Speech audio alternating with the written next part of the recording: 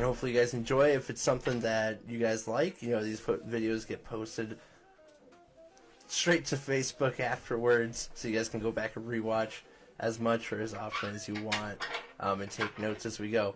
So we're going to get into it, because there's nothing to it but to do it. Let's see. We got play. Alright.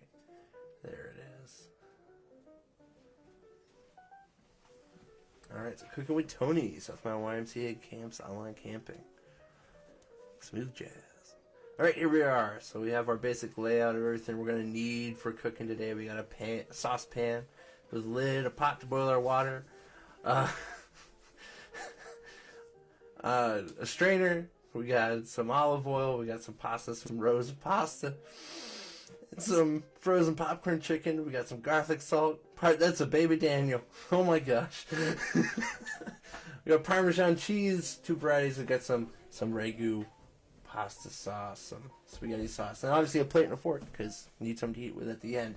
Now, as you'll see as this video goes on, we probably should have had more pasta sauce than we started out with, but we're kind of working on the fly, making things happen, and we just wanted to give you guys a general idea of how to make this dish work. Alright, and I'll put some more notes that we learned from the process from last night as we get through the video here today. Alright, so here we got a sink. Alright, first thing you want to do, we got to get that pasta on to boil. So here in a second, there I am, sneaking into the frame. We got our pot. We're going to fill it with some water. It takes a minute to fill it with water.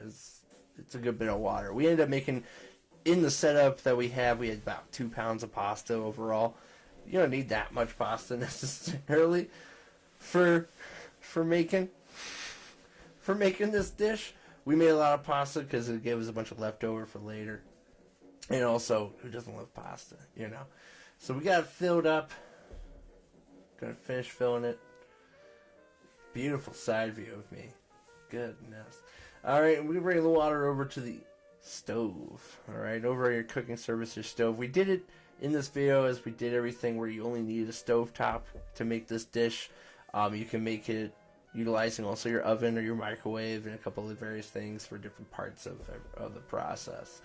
But now it's time to boil that water. And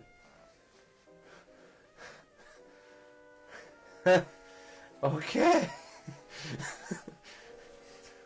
Been indoors a long time, so maybe I've seen stuff. Oh, there we have it. The virgin olive oil.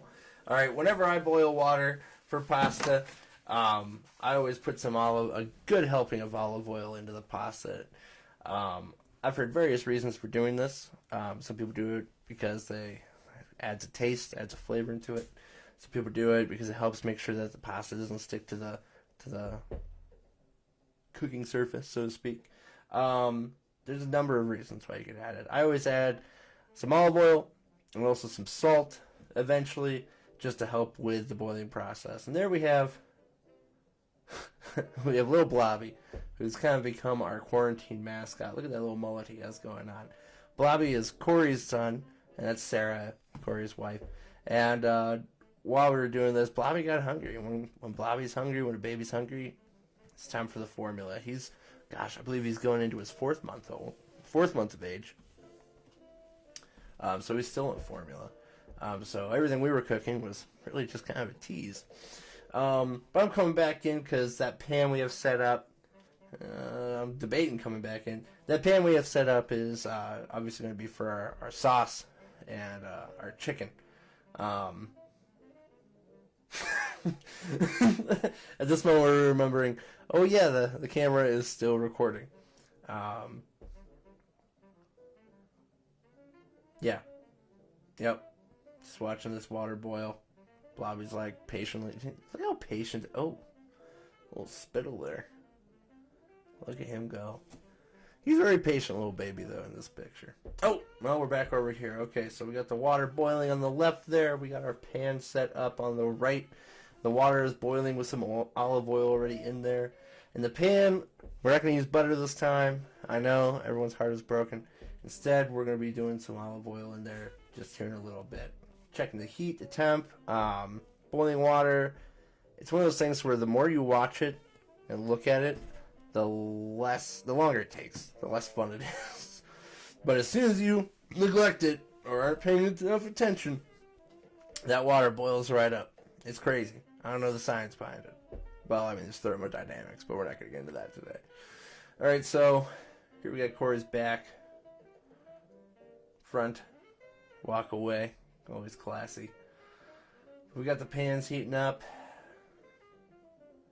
I feel like a lot of this is just waiting for water to boil. I don't know. It takes forever. It's one of those things where you really want to, in a perfect world, this is one of the reasons why you start doing the boiling water. During this time, you could be doing a lot of prep work if you're getting into a more complicated version of doing this recipe or doing this this dish. Some people like to go, from the top. They like to bread their own chicken, the whole 9 yards. It really just depends.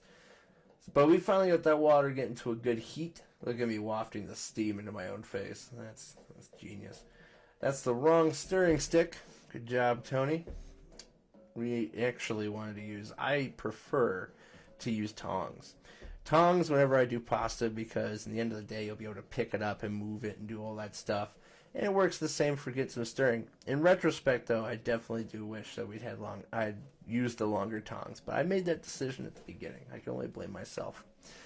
But depending on how it looks, you maybe add a little more olive oil. We were feeling pretty good. I'm using garlic salt. You can really use any kind of salt that you prefer. You could use, Himalayan pink salt. You could use sea salt. You could use regular kosher salt, table salt, garlic salt, some kind of salt, because it's salt. It adds to the process. It helps out with, again, keeping the noodles and the pasta from getting stuck, as well as putting a little bit of seasoning and flavor to it right out the gate as it's cooking. I like salt. Don't judge me.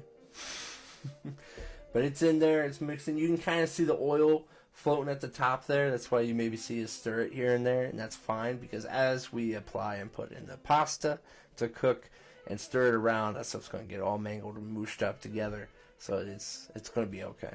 We're going to recover that so it can continue.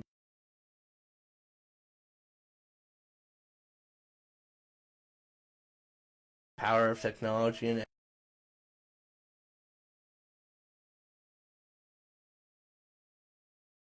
bit, because we got the water to a boil, and we're going to add in our Rosa pasta noodles. And it was fun because originally when I went and bought all the ingredients for this, or hunted down the ingredients for this, I was like, oh, spaghetti noodles, there we go. Just to find out when we read the package later that it's literally listed as generic Italian pasta, whatever that means. Pretty much it is spaghetti. It's your angel hair spaghetti style. You're going to see here actually show the proper measuring technique, because typically for a serving, you want to take your hand and make a ring, and however much you're able to fit in that ring is a healthy serving for yourself. Has kind of been the old standard mentality. But here, as you can see, there's clearly a full pound of pasta in my hand. We're adjusting the heat, making sure the skillet's heating up for that chicken. And we're making a little bit of a mess, but we're trying not to. We got that pasta. It's ready to go. Now, something that I didn't do in this video, some people like to do this, whether it's angel hair or whatever, they like to break it in half first, just to put it in more manageable pieces or size pieces of pasta. It's really up to your preference. Or maybe if you have a smaller boiling pot. But honestly, as long as you got it up to a good boil, once you put it in there, it's going to start going a little soft, a little limp, and so you should be able to work it into the pot no matter how big, whatever size it is. Alright, so we got that going. We're adding a second one because why not? Alright, so we're putting in that second pound of pasta. We end up with a lot of leftover pasta here, because something that I always do whenever I do like a spaghetti dish or anything, my mom would do this back in the day, is we would always keep the pasta noodles and then the sauce meat mixture separate, not necessarily because of concerns of someone in the house being vegetarian, so much as everyone likes a little bit different amount Mom always tried to keep things pretty open to adjustment for our personal likings. She was very awesome about that. Where, you know, some people like more sauce than others. Some people don't want any sauce. You know, some people really like just buttery noodles, you know, because that's maybe how they're feeling. Plus, also, you can save the noodles and the pasta already cooked, you know, for something later on the next day, whether you use them for, you know, a chicken noodle soup setup or something like that nature. So, like, it gives you options for your leftovers, I guess, the way to look at it. Keeping the sauce and the pasta separate until right before you serve it or right as you serve it. And sometimes you see that a lot at camps too, so it works out. So as you saw there, just get the pan up to heat, put a little bit of oil in it, worked it around a little bit, because we're about to we're about to get the chicken going. Now that chicken was frozen popcorn chicken that we pulled out for this, and we decided to play around with it as just a pan for, you know, heating it up in the pan, which is doable. It's doable, but it takes a lot of tending. Okay. You don't have to necessarily do it in the pan. You can do this on a cookie sheet in the oven. You could do this on a plate in the microwave. You can do it in a toaster oven. You could buy them. You can buy them pre-cooked. All sorts of options out there. You can, you know, thaw them out leading up to the meal and cook them, you know, at room temperature. You know, from room temperature to where you want it. It really depends on you. But the biggest thing is just keep them moving. You know, and we're flip-flopping because you want to keep an eye on the noodles and the pasta, make sure that everything's getting pushed down and getting under the water, so all your noodles get nice and evenly cooked. All right, you don't want any raw noodles. Last thing you want is you're going in eating a pasta dish and you get that crunchy noodle that didn't get cooked all the way somehow. Nobody wants that. So you want to make sure that's getting all boiled and cooked up equally, evenly, happily. Love pasta. I'm a sucker for a good pasta dish. I can't help it. But we're working it there. Woo. And now we're pulling it up for two reasons. That mixing motion, it's getting the stuff on the bottom up so it's not getting cooked to the bottom of the boiling pan. But also just move everything around so you get even distribution of the heat. Also, it allows you to get eyes on those noodles and be like, okay, well, how's it doing? He's cooking all the way through. Are they looking, you know, what's happening? So now we're moving around that chicken. And again, with that chicken, I threw a little bit more oil in there because one of my biggest concerns with breaded chicken in a pan like that, I was doing my best not to get anything singed down to the bottom of the pan, which, as we move along here, you'll see, yeah, it wasn't perfect, but we didn't have any major issues, I guess the best way to look at it. We had that pasta. Yeah. Now, when you're cooking, here's a good note. When you're cooking a hot surface like this, you know, if you're younger, you know, make sure you have an adult or a responsible older sibling nearby. But you always want to, you know, put your hand near a surface to check if it's hot before you're just grabbing it. Because if you just grab it and it's scalding hot and you burn yourself, it's not gonna be fun. You know, you're gonna need to get some ointment on there and do some proper medical attention. But also, just overall, it's just not fun. So always make sure you're checking surfaces. And you see on the wall there, we have a nice oven mitt waiting to be used in case it needs to be. All right, but right now we just got everything simmering. We were double checking because we were questioning because those particular noodles had a particular smell. That wasn't bad, but just was surprising. Long conversation. You have to ask this next time you see us. There was a debate.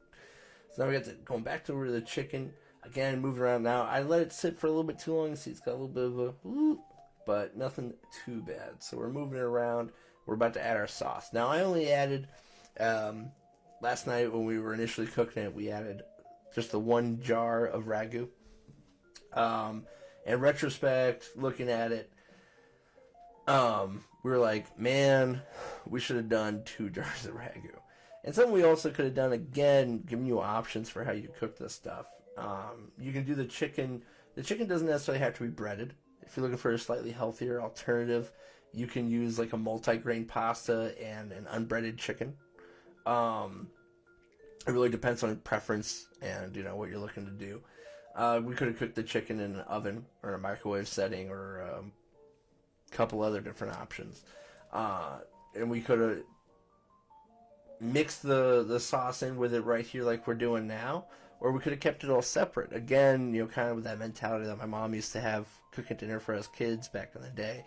You keep everything separate. That way everyone, we can kind of pick exactly what they want for dinner that night. So it works out pretty well. But we're getting it, and then look at that. We're getting as much as we can out of that sauce jar. We want all the sauce.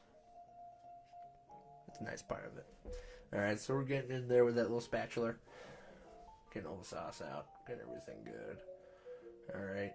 And notice off to the side on the right there where I have all my cooking utensils, I got this napkin laid out. And you can use a plate or a napkin or a cutting board or whatever, but it's always good to have something on the side, because you want to make sure you're cutting down on mess as much as possible when you're going through these things.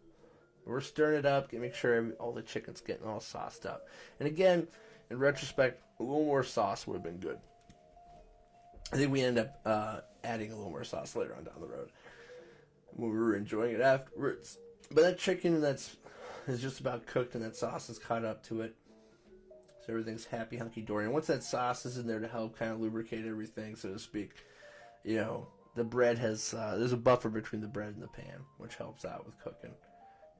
Notice how that smoke, that little bit of that heavy steam that was coming off it dissipated pretty quick. And again, we were testing things out. We were seeing how we liked it, which it wasn't too bad. And then now we're going to get a little bit of garlic salt in there. I'm a sucker for garlic. Garlic anything. I grew up in the 90s where we had Emerald on TV. Emerald Lagasse. And, if you don't know who that is, YouTube Emerald Lagasse. He had the thing where he'd be like, you know what this needs? It needs some garlic. And he'd be like, he had the garlic up, and he's like, bam! He always had the bam. I don't know why, but we loved watching Emerald. All right, and we're gonna get that's right, the Parmesan. Okay, we gotta get that Parmesan cheese on there. So we decided to get a little fancy. I got a little fancy last night, so I got like the quality Parmesan cheese that you buy in a bag at Redner's, which is fun to say. And we throw in some Parmesan cheese. And this Parmesan cheese that we're throwing in there is so it melts in there, so you get that effect, that look that you have with chicken Parmesan. All right, and that'll come into play in a little bit. But we also want some overall, just in general, that was melted into it. All right, the pasta's pretty much coming up. It's getting to its due date. Time to get everything pulled out. Now, there's a couple ways you can test pasta. You can just pull a strip and taste it and see if it's at the right texture and consistency, because everyone's a little different on how they like their pasta. Some people like it softer, some people like it. It really depends on you, so you got to test out. A lot of people will do a test where they'll take a piece of pasta when they think everything's done, and they'll actually fling it up against the refrigerator or a wall, which can actually be kind of fun. You can do this thing called pasta races, where you each take a piece and you fling it at the refrigerator, and you see whose piece slides down and gets to the bottom first. It's a stupid game, but when you're bored, All right, let Corey try it a little bit. That pasta's looking pretty good, pretty happy to be there. And it's one of those things where a lot of people are like, Tony, where are the portions? Where are the amounts? Where's the time frame? It's like, a lot of this is you got to judge it by eye and taste. Cooking, in my opinion, for me, cooking is an adventure in itself. It's an experience. Oh, are we going to do it? You throw that pasta, Corey? He threw it kind of angry. He had like an overhand throw. I don't know if you want to go quite like that. All right, but now we're back over here. We got the Parmesan. All right, got the Parmesan on there. We're going to try and get it melted on top. But you see where it's got like that chicken Parmesan look to it? Kind of, a little bit. Bear with me. All right, and we gotta strain our noodles. So as you can see, I got our pasta strainer. We got our strainer set up in the sink. We got our oven mitts on because we gotta have a good hold on that thing. We got the creepy look because we're about to pour some noodles into it. And notice it's not just a big dump. It's not like throwing a bucket of water on a fire. It's a nice controlled pour as best you can. And you can't see it, but my head's way back. And we got all that pasta. Look at that. Oh, beauty. All right, we got all that pasta there. And you want to let it sit there for a second and tap it out. And then we're going to go ahead and make a little bed of pasta on our plate, because you always got to plate your food at the end. All right, notice it's still fresh. Still fresh. All right, come over. Get a little spoon. Well, we don't want a spoon. We're gonna get a spatula, like a proper spatula. We're gonna spatula up a nice helping of this, cause we're hungry. Boom.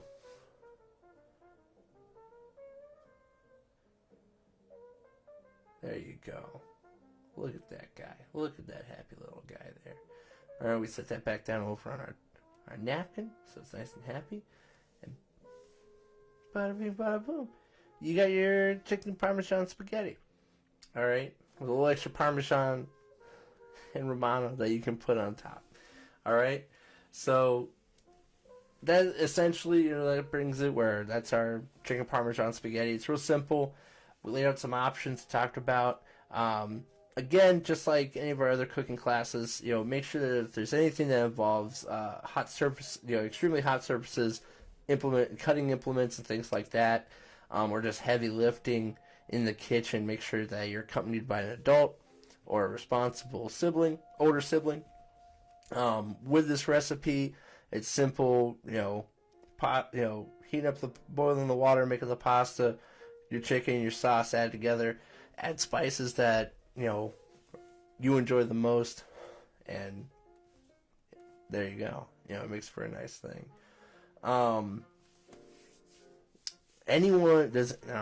With that said, we have a little bit extra time here, which is always nice.